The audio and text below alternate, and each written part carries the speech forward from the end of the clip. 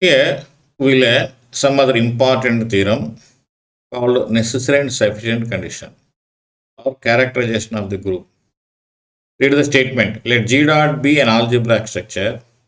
Then G dot is a group if and only if condition 1 bracket A dot B dot C is equal to A dot bracket B dot C for all ABC belong to G, and condition 2 A dot X is equal to B and Y dot A equal to B have unique solutions in G for all A, B, X, Y belong to G.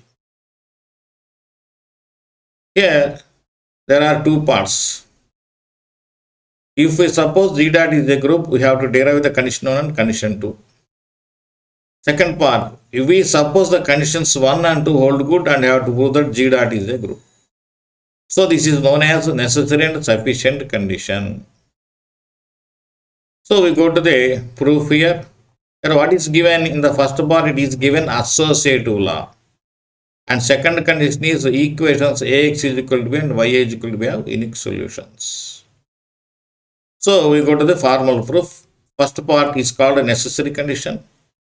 Suppose G dot is a group, then we have to derive the condition 1, condition 2. Condition 1 is trivial because it is associative law. Already here we are supposing G as a group. So associative law is a trivial. Then by definition property 1 holds good in G.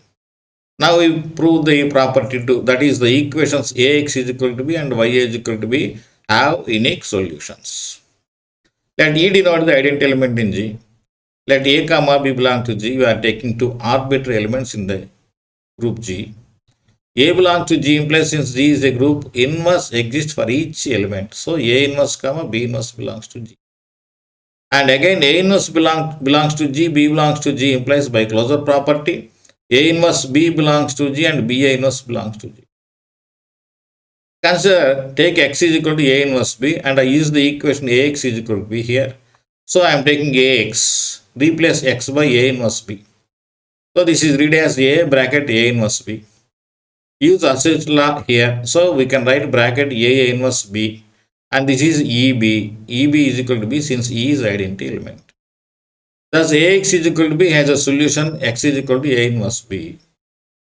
So I will write here therefore X is equal to A inverse B is a solution of the equation Ax is equal to B. And for the equation Ya is equal to B, consider Y is equal to BA inverse. Take Ya is equal to replace Y by BA inverse. So this is bracket BA inverse A. Again use associative law here, this is B bracket A inverse A and this is BE. BE is equal to B since E is identity element. Thus Ya is equal to B has solution BA inverse. So I will let therefore BA inverse is a solution of Ya is equal to B. The statement it is given so that the equations have unique solutions.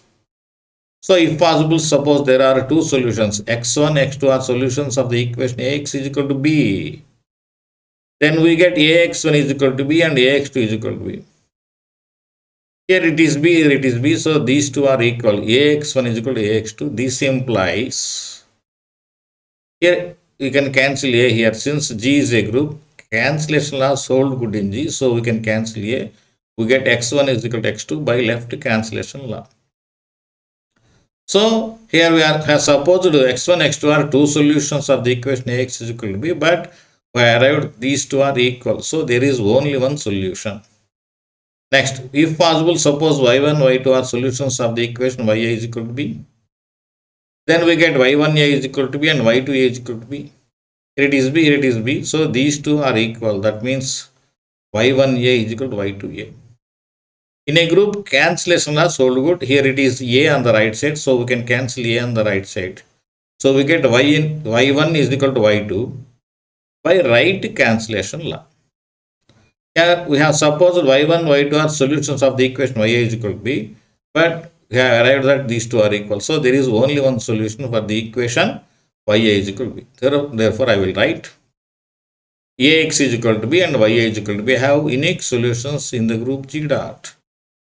In the first part is completed. In the first part, we have supposed G dot is a group and we have derived condition 1 and condition 2. And in the next part, we suppose condition 1 and condition 2 hold good and we prove that G dot is a group. See how. Suppose conditions 1 and 2 are true. we prove that left identity and left inverse exist in G. Using condition 1 and condition 2, I prove that left identity and left inverse exist in G. In the previous theorem, we have proved if left axioms hold good, automatically right axioms hold good. Therefore, G is a group. In the previous class, we have learned that theorem. So here, using condition 1 and condition 2, I show that there is left identity, left inverse.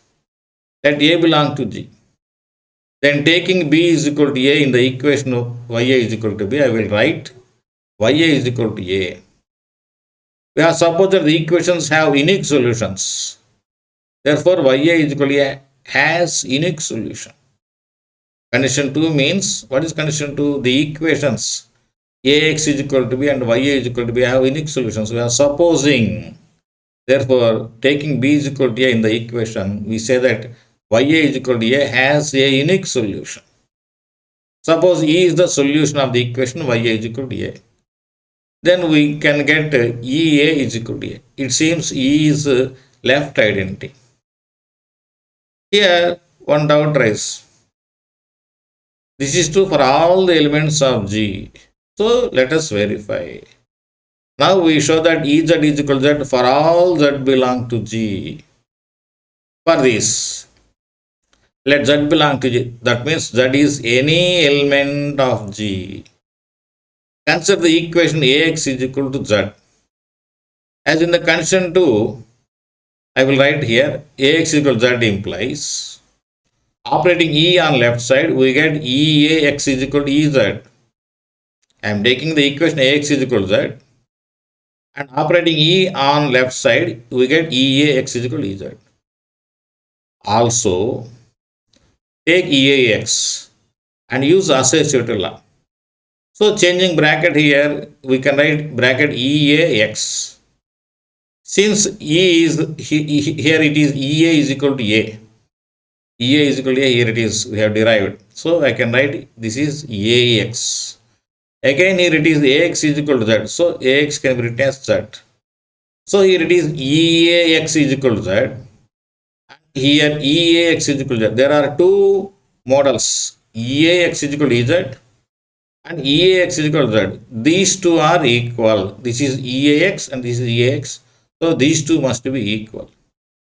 So, I will write like this. Thus, Eax is equal to Ez and Eax is equal to Z. This implies Ez is equal to Z. That means E is left identity. Here, Z taken as any element. So, this is true for all the elements of G. Therefore, E is left identity. Since that is the arbitrary element of G, Ea is equal to A for all A belong to G. Therefore, E is the left identity element in the set G. Next, we go to the left inverse. Let A belong to G. Then the equation Ya is equal to E has unique solution in G. I am taking the equation Ya is equal to E. The equation Ya is equal to E has unique solution in G. Let us denote the solution by C.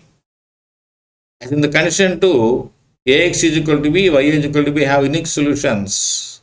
We are supposing that. So, from condition 2, we can get Ya is equal to E has unique solution.